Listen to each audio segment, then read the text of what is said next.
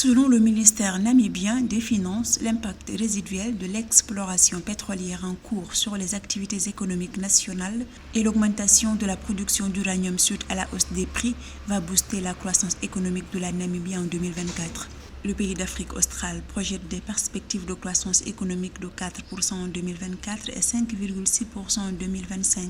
À noter que la Namibie ne produit pas de pétrole, mais suscite un énorme intérêt de la part des sociétés énergétiques après des découvertes. Le pays espère tirer son premier pétrole des découvertes offshore d'ici 2030.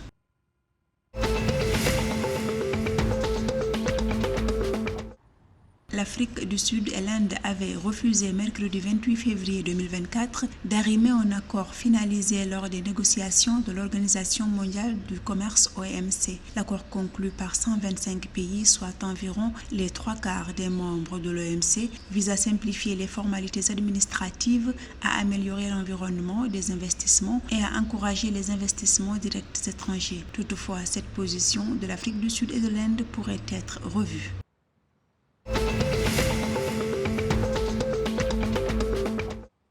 La Zambie et l'Arabie saoudite explorent leurs relations commerciales sur différents secteurs, notamment celui agricole. Il s'agit d'un partenariat économique entre les deux pays qui devrait notamment porter sur la mobilisation de capitaux, l'échange de technologies, la co-entreprise et la valorisation, avec un accent particulier sur la valeur ajoutée dans le secteur agricole.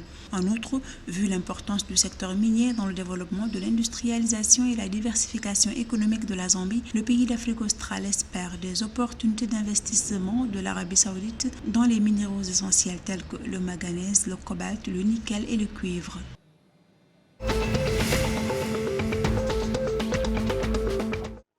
Suite à la sécheresse provoquée par le phénomène climatique El Niño au Zimbabwe qui a considérablement affecté le rendement des cultures, les agriculteurs traversent une période de soudure. À cet effet, le syndicat des agriculteurs du Zimbabwe appelle le gouvernement à une révision urgente de son budget national 2024. Ceci dans le but d'allouer plus de fonds à l'achat de nourriture. Par ailleurs, le programme alimentaire mondial des Nations Unies indique qu'environ 2,7 millions de personnes au Zimbabwe auront besoin de nourriture pendant la période de soudure entre octobre 2023 et mars 2024.